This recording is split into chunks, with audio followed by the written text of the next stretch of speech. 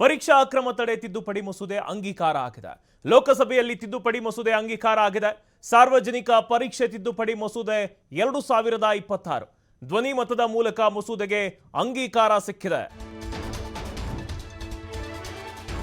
ಪರೀಕ್ಷಾ ಅಕ್ರಮ ತಡೆ ತಿದ್ದುಪಡಿ ಮಸೂದೆಗೆ ಅಂಗೀಕಾರ ಸಿಕ್ಕಿರೋದು ಬಹಳಷ್ಟು ಪ್ರತಿಭಟನೆ ಆಯಿತು ನೀಟ್ ವಿಚಾರವಾಗಿ. ಆ ಒಂದು ಹಿನ್ನೆಲೆಯಲ್ಲಿ ನರೇಂದ್ರ ಮೋದಿ ಅವರು ಕೂಡ ಭರವಸೆಯನ್ನ ನೀಡಿದ್ರು, ಈ ಅಕ್ರಮ ತಡೆಗೆ ಹೊಸದಾದ ಒಂದು ಕಾನೂನನ್ನು ತರ್ತೀವಿ. ಆ ಒಂದು ಮಸೂದೆಗೆ ಇವತ್ತು ಅಂಗೀಕಾರ ಸಿಕ್ಕಿದೆ.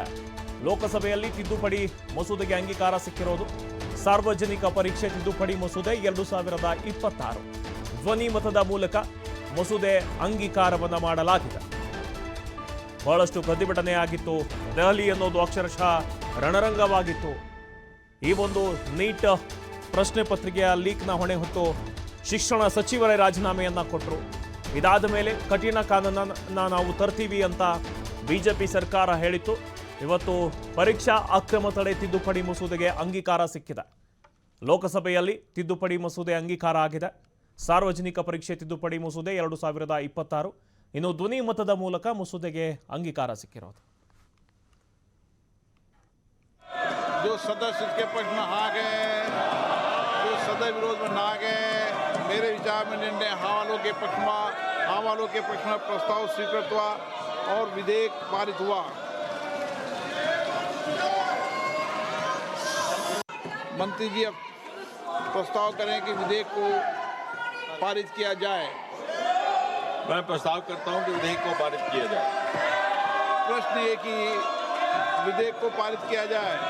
जो सदस्य इसके पक्ष में हाँ गए, जो सदस्य विरोध में ना गए, मेरे विचार में निर्णय हाँ वालों के पक्ष में प्रस्ताव स्वीकृत हुआ और विधेयक पारित हुआ। मंत्री जी अब प्रस्ताव करें कि विधेयक को पारित किया जाए। मैं प्रस्ताव करता हूं कि विधेयक को पारित किया जाए। प्रश्न ये कि विधेयक को पारित किया जाए। जो सदस्य इसके पक्ष में हाँ गए, जो सदस्य विरोध में ना गए, मेरे विचार में निर्णय हाँ वालों के पक्ष में प्रस्ताव स्वीकृत हुआ और विधेयक पारित हुआ। मंत्री जी अब प्रस्ताव करें कि विधेयक को पारित किया जाए। मैं प्रस्ताव करता हूं कि विधेयक को पारित किया जाए। प्रश्न ये कि विधेयक को पारित किया जाए। जो सदस्य इसके पक्ष में हाँ गए, जो सदस्य विरोध में ना गए, मेरे विचार में निर्णय हाँ वालों के पक्ष में प्रस्ताव स्वीकृत हुआ और विधेयक पारित हुआ।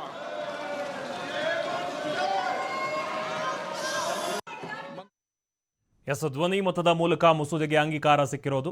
ಲೋಕಸಭೆಯಲ್ಲಿ ತಿದ್ದುಪಡಿ ಮಸೂದೆಗೆ ಅಂಗೀಕಾರ ಸಿಕ್ಕಿದೆ. ಸಾರ್ವಜನಿಕ ಪರೀಕ್ಷೆಗಳ ತಿದ್ದುಪಡಿ ಮಸೂದೆ 2026 ಇನ್ನು ಈ ಮಸೂದೆಯಲ್ಲಿರುವಂತಹ ಅಂಶಗಳನ್ನು ನಾವು ನೋಡೋದಾದರೆ, ಮೊದಲಿಗೆ ತೀರಾ ಕಡಿಮೆ ಕನಿಷ್ಠ ಜೈಲು ಶಿಕ್ಷೆ ಇತ್ತು. ಬಟ್ ಇದೀಗ ಜೈಲು ಶಿಕ್ಷೆ ಜೊತೆಗೆ ದಂಡ ಕೂಡ ಜಾಸ್ತಿ ಆಗಿರೋದು. ಆರೋಪಿಗಳಿಗೆ ಕನಿಷ್ಠ 5 ರಿಂದ 10 ವರ್ಷ ಕಠಿಣ ಜೈಲು ಶಿಕ್ಷೆ ಆಗುತ್ತೆ ಇನ್ನು ಮುಂದೆ ಈ ರೀತಿಯ ಅಪರಾಧಗಳನ್ನು ಮಾಡಿದರೆ. ಇನ್ನು ಅಪರಾಧಿಗಳಿಗೆ 10 ಕೋಟಿವರೆಗೆ ದಂಡ, ಆಸ್ತಿ ಮುಟ್ಟುಗೋಲು ಹಾಕಲಾಗುತ್ತೆ. 2 ತಿಂಗಳೊಳಗೆ ತನಿಖೆಯನ್ನು ಮುಗಿಸಬೇಕು. ಫಾಸ್ಟ್ ಟ್ರ್ಯಾಕ್ ಕೋರ್ಟ್ ಮೂಲಕ ಶೀಘ್ರ ತೀರ್ಪು ಕೂಡ ಬರುತ್ತೆ. ಮೋದಿ ಕೂಡ ವಿಡಿಯೋನ ಮಾಡಿದರು. ವಿಡಿಯೋದಲ್ಲಿ ಫಾಸ್ಟ್ ಟ್ರ್ಯಾಕ್ ಕೋರ್ಟ್ ಸ್ಥಾಪನೆ ಬಗ್ಗೆ ಅವರು ಮಾಹಿತಿಯನ್ನು ಕೊಟ್ಟಿದ್ದರು. ಇದೀಗ ಈ ತಿದ್ದುಪಡಿ ಮಸೂದೆ ಜಾರಿಗೆ ಬಂದಿದೆ. ಸಾರ್ವಜನಿಕ ಪರೀಕ್ಷೆಗಳ ತಿದ್ದುಪಡಿ ಮಸೂದೆ, ನೀಟ್ ಪ್ರಶ್ನೆ ಪತ್ರಿಕೆಯ ಲೀಕ್ ಏನಾಗಿತ್ತು, ಆ ಒಂದು ಹೋರಾಟದ ಪ್ರತಿಫಲವಾಗಿ, ಅದರ ಒಂದು ಫಲಶ್ರುತಿಯಾಗಿ ಇದೀಗ ಈ ಒಂದು ತಿದ್ದುಪಡಿ ಮಸೂದೆ ಅಂಗೀಕಾರ ಆಗಿರೋದು ಲೋಕಸಭೆಯಲ್ಲಿ. ಇನ್ನು ಮುಂದೆ ಈ ರೀತಿ ಯಾವುದೇ ಒಂದು ಪ್ರಶ್ನೆ ಪತ್ರಿಕೆಗಳನ್ನು ಲೀಕ್ ಮಾಡಿದರೆ ಆ ಒಂದು ಆರೋಪವನ್ನು ಹೊತ್ತಂತಹ ಆರೋಪಿಗಳಿಗೆ ಕನಿಷ್ಠ 5 ರಿಂದ 10 ವರ್ಷ ಕಠಿಣ ಜೈಲು ಶಿಕ್ಷೆ ಆಗುತ್ತೆ. ಇನ್ನು ದಂಡದ ಮೊತ್ತ ಕೂಡ ಬರೋಬ್ಬರಿ 10 ಕೋಟಿ ರೂಪಾಯಿ ಅಂತ ಹೇಳಿದ್ದಾರೆ. ಆಸ್ತಿ ಮುಟ್ಟುಗೋಲನ್ನು ಮಾಡ್ತೀವಿ, 2 ತಿಂಗಳೊಳಗೆ ತನಿಖೆಯನ್ನು ಮುಗಿಸ್ಬೇಕು. ಅಂದರೆ ಏನೋ ಯಾವುದೋ ಒಂದು ಪ್ರಶ್ನೆ ಪತ್ರಿಕೆ ಲೀಕ್ ಆಯಿತು, ಲೀಕ್ ಆದಮೇಲೆ ಅವರನ್ನು ಬಂಧನ ಮಾಡಿದ್ವಿ, ಆಮೇಲೆ ಅವರ ತನಿಖೆನೇ ಒಂದು ವರ್ಷ 2 ವರ್ಷ ಹೋಗ್ಬಿಡುತ್ತೆ. ಫೈನಲ್ ಅದು ಯಾವಾಗುತ್ತೆ ಏನನ್ನೋದೇ ಗೊತ್ತಾಗಲ್ಲ. ಬಟ್ ಈ ಮಸೂದೆಯಲ್ಲಿ 2 ತಿಂಗಳೊಳಗೆ ಅಂತಹ ಒಂದು ಪ್ರಕರಣ ಏನಿದ್ರೆ ಅದು ತನಿಖೆ ಮುಗಿಸ್ಬೇಕು, ಅವರಿಗೆ ಶಿಕ್ಷೆ ಆಗಬೇಕು. ಫಾಸ್ಟ್ ಟ್ರ್ಯಾಕ್ ಕೋರ್ಟ್ ಮೂಲಕ ಶೀಘ್ರವಾಗಿ ತೀರ್ಪು ಹೊರಗೆ ಬರುತ್ತೆ ಅನ್ನೋದನ್ನು, ಈ ಎಲ್ಲ ಅಂಶಗಳನ್ನು ಇಟ್ಕೊಂಡು ಸಾರ್ವಜನಿಕ ಪರೀಕ್ಷೆಗಳ ತಿದ್ದುಪಡಿ ಮಸೂದೆ 2026 ಅಂಗೀಕಾರ ಆಗಿದೆ. ಧ್ವನಿ ಮತದ ಮೂಲಕ ಮಸೂದೆ ಅಂಗೀಕಾರ. ಪರೀಕ್ಷಾ ಅಕ್ರಮ ತಡೆ ತಿದ್ದುಪಡಿ ಏನಿದೆ ಆ ಒಂದು ತಿದ್ದುಪಡಿ ಮಸೂದೆ ಅಂಗೀಕಾರ ಆಗಿದೆ. ಅದರಲ್ಲಿರುವಂತಹ ಅಂಶಗಳನ್ನು ನಾನು ಈಗಾಗಲೇ ಹೇಳಿದೆ. ಶಿಕ್ಷೆ ಅನ್ನೋದು ಜಾಸ್ತಿ ಆಗಿದೆ. ಕನಿಷ್ಠ 5 ರಿಂದ 10 ವರ್ಷ ಕಠಿಣ ಜೈಲು ಶಿಕ್ಷೆ, ಅಪರಾಧಿಗಳಿಗೆ 10 ಕೋಟಿವರೆಗೆ ದಂಡ, ಇನ್ಮೇಲೆ ಆಸ್ತಿ ಮುಟ್ಟುಗೋಲು ಕೂಡ ಆಗುತ್ತೆ. 2 ತಿಂಗಳೊಳಗೆ ತನಿಖೆ ಮುಗಿಸ್ಬೇಕು. ಫಾಸ್ಟ್ ಟ್ರ್ಯಾಕ್ ಕೋರ್ಟ್ ಮೂಲಕ ಶೀಘ್ರ ತೀರ್ಪು ಕೂಡ ಬರುತ್ತೆ. ಈ ಒಂದು ನೀಟ್ ಪ್ರಶ್ನೆ ಪತ್ರಿಕೆ ಲೀಕ್ ಏನಾಯಿತು, ಇದರಿಂದ ಎಚ್ಚೆತ್ತುಕೊಂಡಂತಹ ಕೇಂದ್ರ ಸರ್ಕಾರ ಇದೀಗ ಸಾರ್ವಜನಿಕ ಪರೀಕ್ಷೆಗಳ ತಿದ್ದುಪಡಿ ಮಸೂದೆ 2026ಕ್ಕೆ ಅಂಕಿತವನ್ನು ಹಾಕಿರೋದು. ಧ್ವನಿ ಮತದ ಮೂಲಕ ಮಸೂದೆ ಅಂಗೀಕಾರ ಆಗಿದೆ ಇವತ್ತು ಸದನದಲ್ಲಿ. ಪರೀಕ್ಷಾ ಅಕ್ರಮ ತಡೆ ಏನಿದೆ ಅದು ತಿದ್ದುಪಡಿ ಮಸೂದೆಗೆ ಅಂಗೀಕಾರ ಆಗಿರೋದು.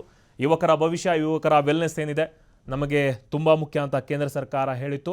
ಬಟ್ ಬಹಳಷ್ಟು ಪ್ರತಿಭಟನೆಗಳಾದವು. ಪ್ರತಿಭಟನೆ ಮೇಲೆ ಎಚ್ಚೆತ್ತುಕೊಂಡಂತಹ ಸರ್ಕಾರ ಏನಿದೆ, ಧರ್ಮೇಂದ್ರ ಪ್ರಧಾನ್ ಅವರ ರಾಜೀನಾಮೆಯನ್ನು ತೆಗೆದುಕೊಂತು.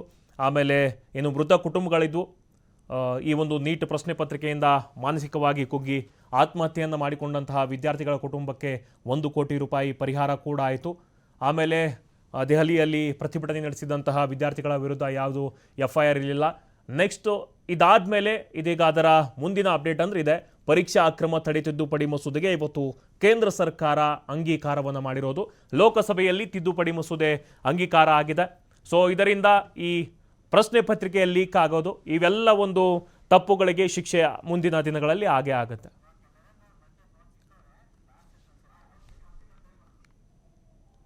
ಎಸ್, ನಮ್ಮ ಔಟ್ಪುಟ್ ಎಡಿಟರ್ ನರೇಂದ್ರ ಅವರು ಮತ್ತೆ ದೂರವಾಣಿ ಸಂಪರ್ಕಕ್ಕೆ ಜಾಯ್ನ್ ಆಗಿದ್ದಾರೆ.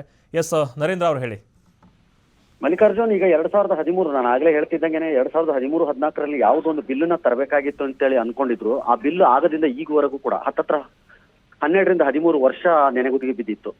ಇವತ್ತು ಅಂದ್ರೆ 2024 ಅಂತೇಳಿ ಬಿಲ್ಲನ್ನ ಮಾಡಿದ್ರು ಕೂಡ 2026 ಅಂತೇಳಿ ಬಿಲ್ಲನ್ನ ಮಂಡನೆ ಮಾಡಿದ್ದಾರೆ. ಇದರಲ್ಲಿ ಇರುವಂತಹ ಪ್ರಮುಖ ಅಂಶಗಳು ಏನು ಅಂತ ಹೇಳಿದ್ರೆ, ಈ ಹಿಂದೆ ಯಾವತ್ತಾದ್ರೂ ಪ್ರಶ್ನೆ ಪತ್ರಿಕೆ ಸೋರಿಕೆಯಿಂದ ಯಾವ್ದಾದ್ರು ವ್ಯಕ್ತಿ ಸಿಕ್ಕಿಬಿದ್ರು ಕೂಡ ಅವನ ವಿರುದ್ಧದ ತನಿಖೆ ಮಾಡ್ಬೇಕು ಅಂತ ಏನಿತ್ತು, ಆ ತನಿಖೆ ಮಾಡುವಂತಹ ಒಂದು ಕಾಲಾವಧಿ ಏನಿತ್ತು ಅದು ಸರಿಸುಮಾರು 10 ವರ್ಷ 12 ವರ್ಷ ಈ ರೀತಿ ಎಲ್ಲ ಹೋಗ್ತಿತ್ತು.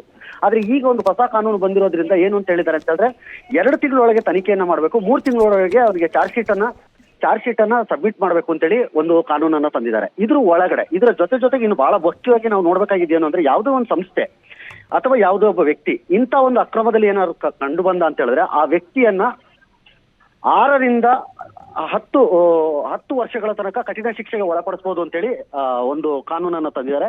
ಪ್ಲಸ್ ಯಾವುದೇ ಒಂದು ಸಂಸ್ಥೆ ಆಗಿರ್ಲಿ ಅಥವಾ ಯಾವುದೇ ಒಬ್ಬ ವ್ಯಕ್ತಿ ಆಗಿರ್ಲಿ, ಆ ವ್ಯಕ್ತಿ ಮತ್ತು ಸಂಸ್ಥೆ ಆ ಎರಡಕ್ಕೂ ಕೂಡ 50 ಲಕ್ಷದಿಂದ 10 ಕೋಟಿವರೆಗೆ ದಂಡ ವಿಧಿಸಬಹುದು ಅಂತೇಳಿ ಒಂದು ಕಾನೂನನ್ನು ತಂದಿದ್ದಾರೆ. ಈ ಮೂಲಕ ನೀಟ್ ಅಂತ ಹೇಳೋದು ಒಂದು ಸಣ್ಣ ಅಸ್ತ್ರ ಅಷ್ಟೇ.